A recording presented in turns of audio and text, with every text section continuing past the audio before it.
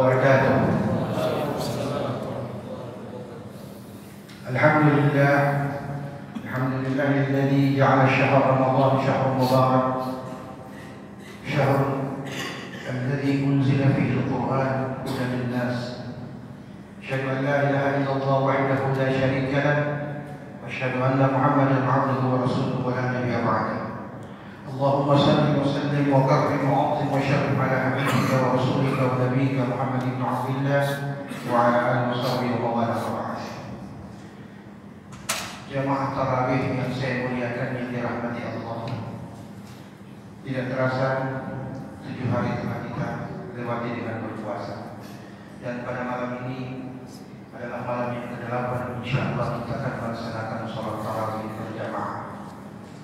Saudara-saudara jamaah tarawih yang saya muliakan yang dirahmati Allah, dalam sebuah riwayat hadis dalam kitab Al-Tabrani diriwayatkan suatu kisah di mana salah seorang sahabat Nabi yang bernama Syaiban radhiyallahu anhu. Beliau ini seorang sahabat yang tidak begitu banyak dikenal di mana-mana. Beliau mempunyai kebiasaan setiap sholat di masjid bersama Nabi, beliau selalu duduk di pojok. Beliau sendirian selalu duduk di pojok, sehingga beliau oleh Rasulullah SAW suatu saat di waktu sholat subuh, beliau tidak melihat Syaiban duduk di pojok. Saat itulah Rasulullah bertanya kepada sahabat selepas sholat subuh, "Aina Syaiban? Wala nusalli ma'ana." Kemana Syaiban? Kenapa dia tidak sholat bersama kita? Tidak satu pun sahabat yang mengetahui. Untuk yang pertama kali Syaiban tidak sholat berjamaah. Selepas sholat subuh, Nabi mengatakan, "Di mana rumah Syaiban? Antarkan aku untuk menjenguk dan melihat keberadaannya." Maka para sahabat pun mengantar Rasulullah ke tempat tinggalnya Syaiban, yang kurang lebih kalau berjalan kaki naik bukit turun bukit kurang lebih hampir 3 jam. 5 waktu beliau pulang balik 6 jam untuk sekedar sholat berjamaah bersama Rasul sallallahu alaihi wasallam. Dan ketika beliau telah tiba di depan rumah Syaiban, keluarlah istri Syaiban. Kemudian Nabi berkata, "Mana Syaiban?" Dengan sedih istrinya menjawab, "Ya Rasulullah, beliau telah kembali ke hadapan Allah Subhanahu wa taala semalam dan telah dikuburkan pada malam itu juga." Rasulullah terkejut mendengar kematian Syaiban. Rasulullah ingin beranjak cepat dari rumah itu dan ingin melaksanakan sholat gaib. Tapi tiba-tiba istri Syaiban berkata, "Ya Rasulullah, ada satu pertanyaan yang ingin saya tanyakan kepada Anda, ya Rasulullah." "Apa itu?" kata Nabi. "Sewaktu beliau akan meninggal pada saat sakratul maut, tiba-tiba almarhum berkata, 'Seandainya lebih jauh.' Ucapan yang kedua, 'Seandainya yang masih baik.' Dan ucapan yang ketiga, 'Seandainya semuanya.' Kemudian beliau tutup dengan ucapan la ilaha illallah. Itulah akhir kematian beliau. Rasulullah SAW ketika mendengar pertanyaan istri Syaiban, Allah memberikan pengetahuan kepada baginda Rasul untuk menjawab pertanyaan sang istri. Rasulullah membacakan Quran surat Qaf ayat 22, di mana beliau mengatakan, "Laqad kunta fi ghaflatin min hadha fakashafna 'anka ghita'aka fa basaruka al-yawma hadid." Itulah yang kamu selalu lalai daripadanya selama ini. Pada saat kematianmu, kami angkat penglihatanmu, sehingga apa yang telah kau kerjakan sebelumnya akan kau lihat di akhir hayatmu ketika ruh berpisah dengan jasad. Demikian Quran surat Qaf menjelaskan bahwa setiap manusia pasti akan melihat akhir dari apa yang telah ia kerjakan. Ma'asyiral muslimin, jamaah tarawih yang dimuliakan, yang dirahmati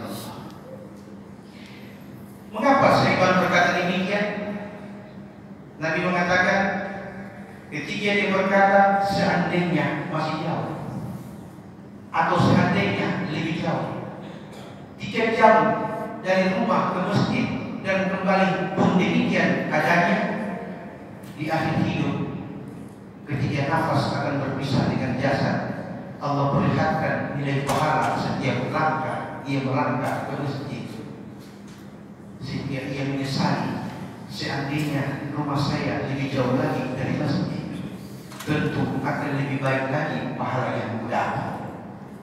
Dan yang kedua, ketika ia berkata seandainya masih baru, kata Nabi, pada suatu saat Syaiban di musim dingin, di malam hari, ia mengenakan 2 pakaian.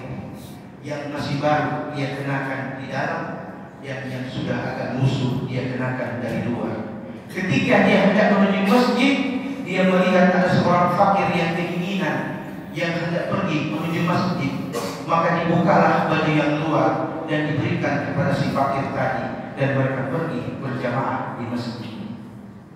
Maka itu diperlihatkan Allah nilai pahala ketika dia memberi pinjaman baju yang lusuh. Sudah begitu besar pahala yang Allah berikan, maka dia menyesali, seandainya kalau aku berikan yang baru yang ada di dalam tubuh, tentu akan lebih baik nilai pahalanya.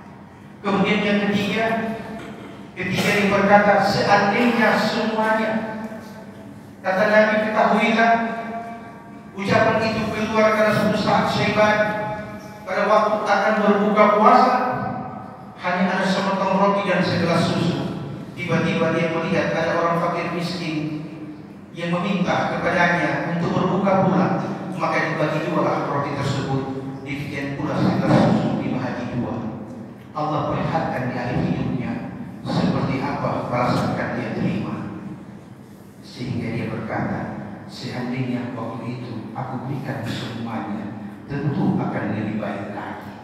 Jemaah tarawih yang dimuliakan, yang dirahmati Allah, orang yang dalam keadaan baik, wafat dalam keadaan husnul khatimah pun menyesali dengan apa yang telah dia lakukan selama ini. Pertanyaannya adalah, bagaimana dengan kita yang jauh dari hal-hal yang mulia seperti itu? Itu sebabnya baginda Nabi Muhammad SAW dalam sabdanya beliau mengatakan, "Ma min ahadin yamutu illa nadim, wa ma nadamahu ya Rasulullah." Qala, "In kana khairan nadima an la yakuna sajada, wa in kana syarran nadima an la yakuna naza'a." Rawahu Al-Hakim wa Baihaqi.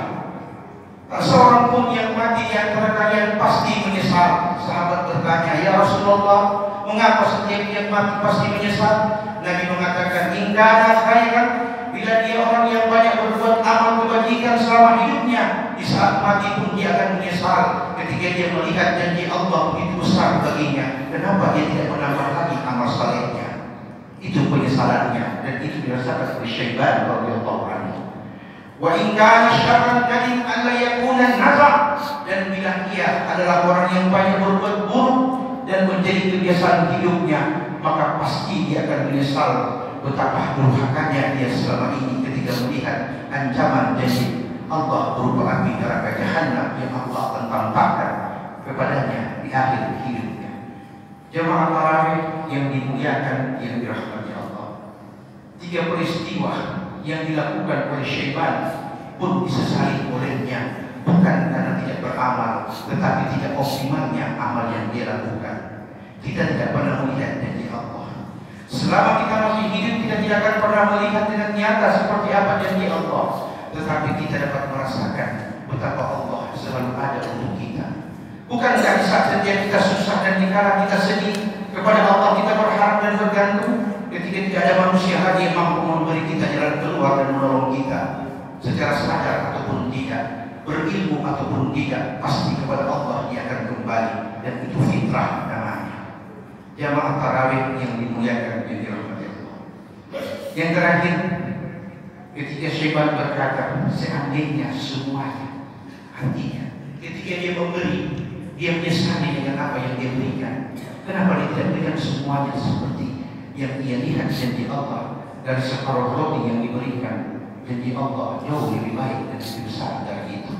Ini bulan rahmat, Ini bulan ampunan. Inilah kesempatan kita melatih, mengolah dan membangun jiwa kita untuk menjadi insan muslim yang paripurna. Udkhulu fi silmi kafah. Dalam sebuah sabda Nabi mengatakan, la ya'tiyanna 'alan nasi zaman yatufu rajulun bi zakatin min adh-dhahab thumma lam yajid ahadan ya'khudhu minhu. Nanti kalian lihat di akhir zaman, di tengah-tengah umatku, kata Nabi, ada orang yang membawa zakatnya berkeliling dari rumah ke rumah untuk mencari orang-orang fakir agar menerima zakatnya. Tapi kata Nabi, walam yajid ahadan, tak seorang pun yang dia dapati yang mau menerima zakatnya. Karena pada saat itu perbelahan bumi telah Allah keluarkan.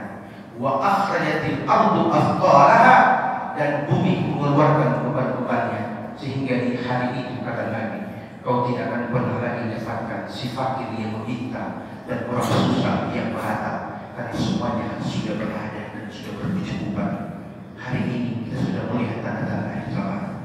Negeri Brunei Darussalam, pemerintahannya bingung untuk mengumpulkan zakat dari masyarakatnya, karena pribumi penduduk Brunei tidak ada lagi yang berstatus mustahik, tapi semuanya berstatus muzaki, wajib zakat. Kemana zakat ini akan diberikan?